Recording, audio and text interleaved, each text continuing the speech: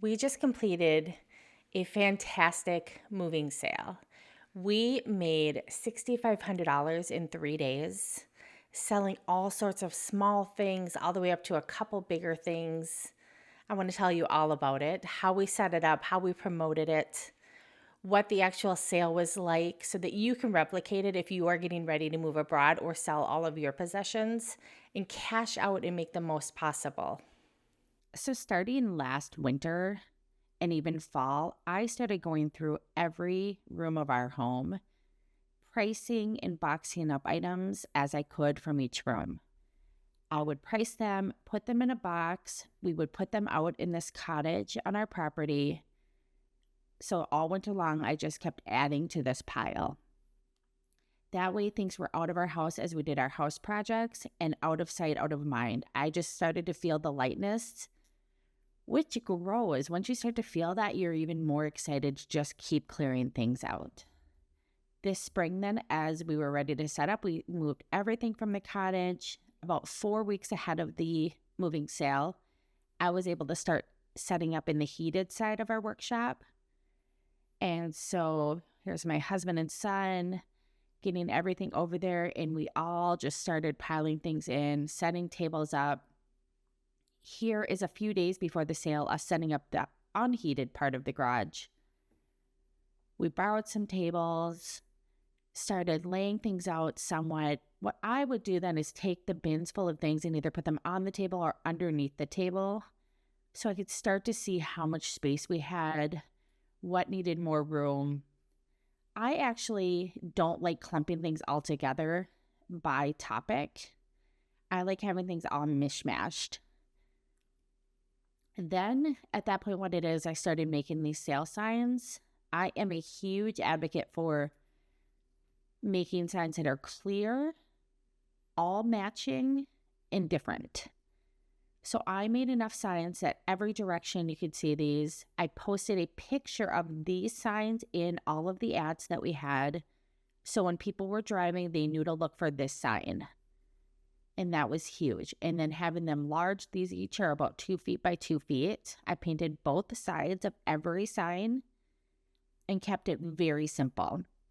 You want to have as few words as possible to still get your point across. Have the arrows be very clear. There's nothing worse than if you've ever gone garage sailing that you can't see what direction the arrow is going, especially on a busy road, until you're right there. And sometimes the hassle factor just makes you want to keep driving. So have very clear arrows, very clear times. We kept our times, even though they were long hours, the same for all 3 days. And that proved to be a success for us. We wanted to just put the time in, have it be done. And this was something I was able to work on just at night or during the day. When I had a little bit of time, I would just pull the paintbrush out. And then if I only had 10 minutes, I'd do what I could, put it back in a Ziploc bag, roll it up, and be ready to go again. But you can see they're all very similar, the same size, just very consistent for people looking for our sale. So that is my biggest tip. You want people to see your sign, want to stop and be curious. Don't use the cheap or free little garage sale signs. No one's going to think it's exciting. Go for the next step up if you can and make your signs.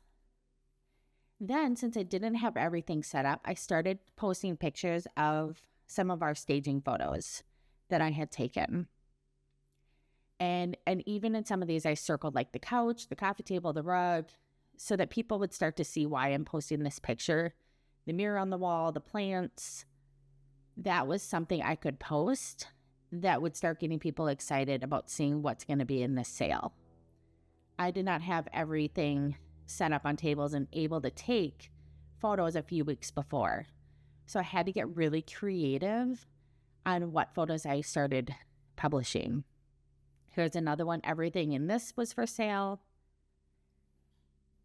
I started 2 weeks beforehand. I posted on Craigslist. I did not include our address. I simply included photos that I could, and I started a list of every possible thing that was going to be in the sale. And I would keep updating it every few days. And that way I knew people would be looking.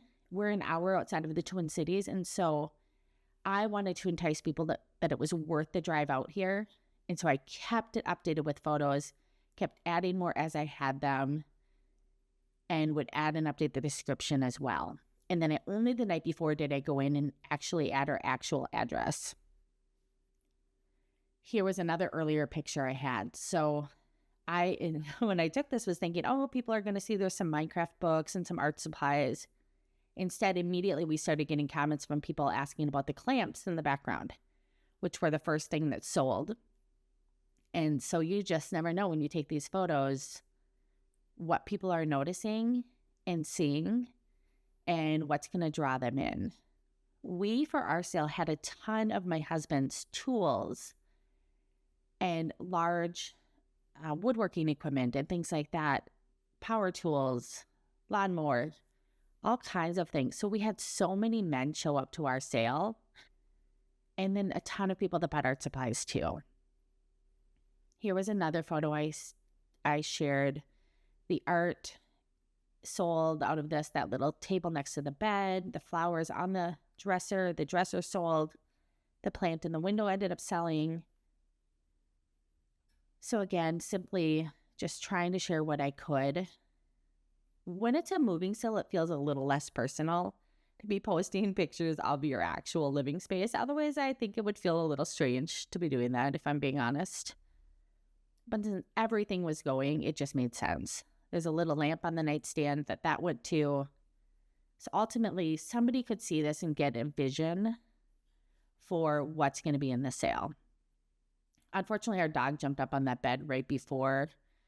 And so the comforter is still sitting downstairs. I did not have the energy to go through and clean it. So I'm going to have to figure out another way to find a new home for that, wash it and donate it or something. And then the night before, we went ahead and moved all of our indoor plants that we were going to sell into the heated workshop. And then this is the video I started filming the morning of the sale. It actually hit 32 degrees the night before, and so there was a little layer of frost on everything, but it did not rain, so I was so grateful. But you can see, I believe in having things spread out into the driveway. If people are pulling in, they want to know that it's worth getting out of their car. And then you can share these photos too. The night before, as this was set up, I took photos and was able to share that to Craigslist, to the Facebook Marketplace, different postings for the sale. And you can see the variety here. We have fishing tackle on top of a old-fashioned cabinet, chairs and tables, some Pyrex and different serving dishes. You can see the frost. As it warmed up, I had to go around with a towel and try to wipe everything down really well. There was such a wide variety in this sale. We ran out of time on how to position this couch that first day, so we ended up moving it over right as the sale was beginning. But as you can see, we have like floral arrangements mixed with bins full of screws and hinges and weights, levels. It worked really well. The only thing we really put in a section was a lot of the guy stuff. As much as possible, they would walk in and they would just love to ruffle through all of this stuff and look through the bins of, just random things. The bandsaw ended up selling. The drawers didn't, surprisingly, nor did the tile cutter. Most of the artwork back there on the wall sold. And almost all the stuff off these tables sold. I would say about 85% of it sold. So we had birdhouses and books. Some of the kitchen stuff, I tried to put the pet stuff together. That was one thing I did try to put together because there wasn't much. Some of the kitchen stuff mixed with Christmas things. I love this Little House on the Prairie advent calendar. So sweet. I did put the jewelry and some of the more, just smaller things like this. I put them right by where I was sitting. That just made me feel like someone wasn't going to just pocket them. And that worked out well. People still sat and looked through them, and most of that sold. And then we had this whole little hutch over here in the corner, tons of picture frames, some artwork. That corner with the blue chairs is where we ended up sitting. Some electronics.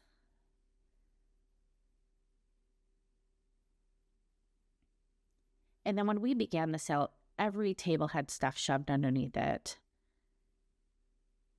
So I just had to utilize every bit that I could. Things hanging on the walls. That table saw, someone had come over the night before that knew my husband and bought a table saw and some other things. And so I just put a tablecloth over it, put sold on it, and used it as a table for the sale.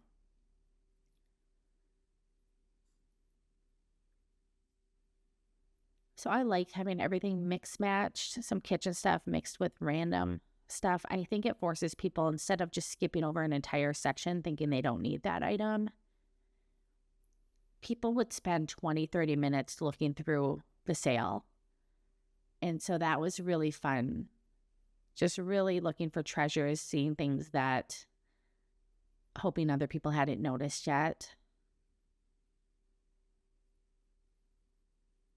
The clothing section is one that I wish I would have had a little more time to give it some proper attention and space. I was out here vacuuming the garage, trying to, which probably breaks like 3 cardinal rules of, garage behavior when you have a little vacuum out there and you're actually vacuuming it, but trying to make it just as clean as possible so that every time a piece of clothing touched something, it didn't just instantly get dirty.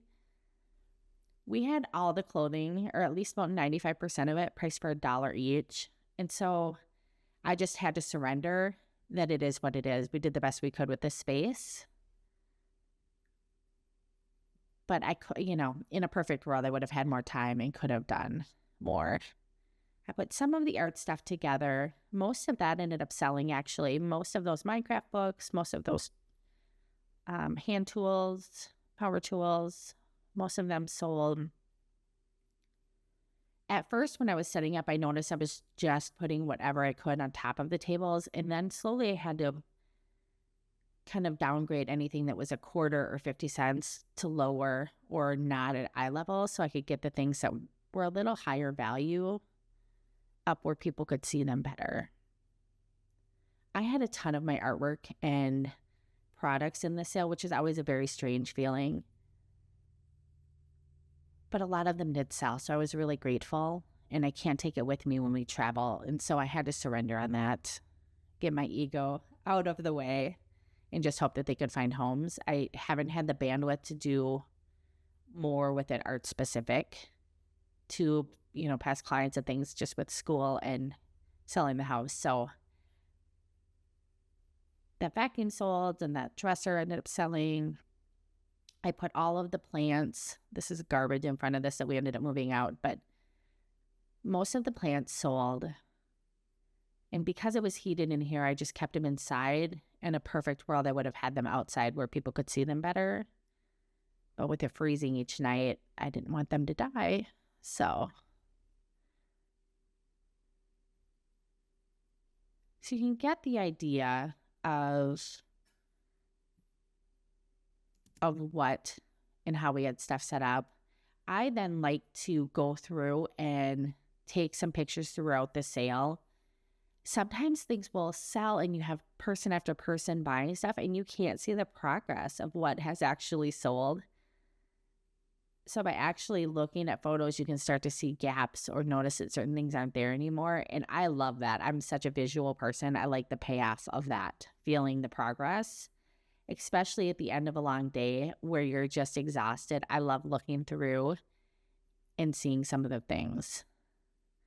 So I tried to subtly just snap a few photos during the sale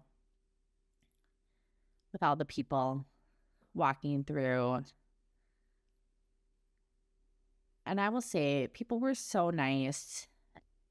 We only had a couple people that were a little, but for the most part, it's such a strange tradition to me that we just open our homes. We sit there with a box of money in a garage and we just welcome people in who just come through, and you look through all their stuff, pass judgment, make comments, pay money and go on their way. And yet everybody, it's such a fun thing too. There's so many fun conversations to be had. People would ask us where we're moving to. And so some, we could kind of read them if they wanted to actually hear. We would tell them, and just had so many supportive comments cheering us on.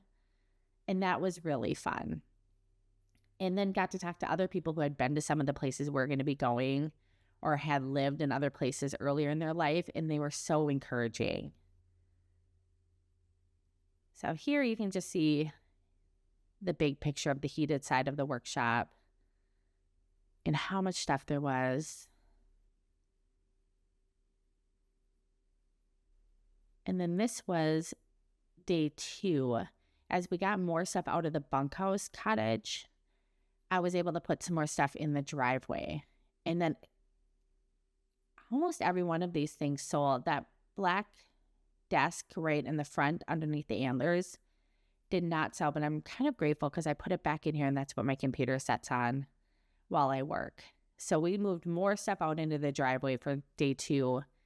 So this was a picture then where you can start to see things filled back in. Found some stuff that we had totally forgotten to put out on day 1 of the sale. And this was me filming the last morning.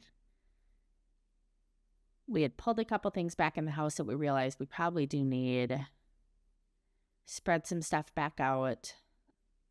Most of these things you see ended up selling. Those oak chairs did not sell, so we put those back in the house. And we've been using them at our kitchen table. We had to just make some choices when we knew that we're moving in a few, 5-6 weeks. It was worth a try to sell everything. And then once the last day was there and there were some things that we didn't want to sell for whatever price someone would offer. And so we put them back inside and decided we're going to get 6 more weeks of use out of these and then we can donate them or sell them on Marketplace or something then. And so that's what we did. But you can see the shelves have emptied a lot by this 3rd day. All the chainsaws were gone. A lot of the totes full of guy stuff were gone. We ended up pulling the one plane back in, and we're going to look at selling it on eBay or Marketplace.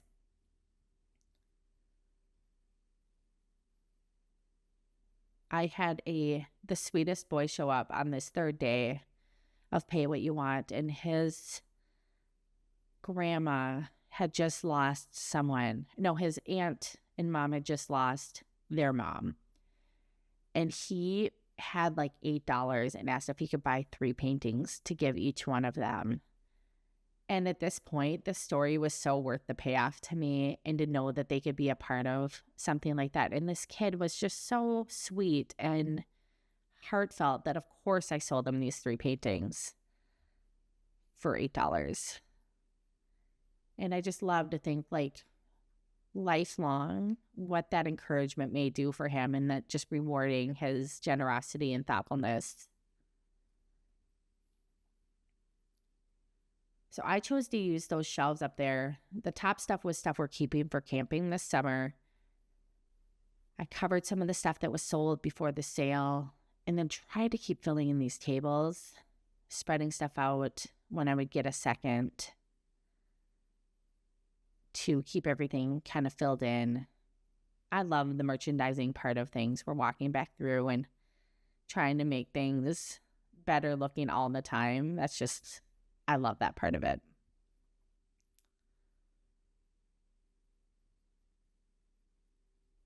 Towards the last couple hours on day 3, there was a couple carloads of people that showed up that bought bins full of things. And I thought for sure I had surrendered. I was this karmic life lesson thing, experiment, where I thought, you know what? I said whatever, pay what you want. I'm just going to surrender, and it's on them if they want to kind of short us or if they want to be whatever. I put that out that was fine. And so I was going to let them decide their energy they're going to put into that. And I was so glad that I didn't fully pass judgment, because all of them ended up paying full price for it all. And I gave them a deal, but they were willing to pay full price. And I just thought, what a lesson to not judge people. Our big fiddle leaf sold and some of the other plants. And so that's the sale, you guys. I'm going to do a couple more videos about how we price things, the philosophy. There's so much that goes into that. And then also a video about what was left at the end. What did we do with it? How did we decide where it goes? How much mental energy to put into all of those things? And then if you're curious, I'll do one last video breaking down what exactly sold, the prices we sold it for.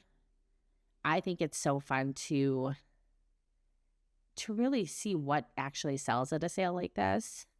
We ended up making $6,500 over those 3 days, and we sold a car. And that car is not included in that total. That is a lot of things that moved, that left our house and our property, and we are so grateful. And it just gave us such a good feeling of both watching those things go and also just some extra money to use in this next chapter for us. And so it's exciting to me. And at some point when we want to rebuild, we have full confidence. There is so much stuff in this world that we'll get to just enjoy that process again of finding some unique things and finding things that fit us at that point in life rather than holding on to everything out of fear that we'll never find it again. So I thank you guys for watching. Check back again or subscribe, and you can watch the other videos coming up about this gigantic moving sale we had. And I'll share everything I can think of on how we made it such a success. But make sure to ask any questions if you have them as well. I'd be happy to answer. And I thank you for being here. Have a wonderful day. Bye.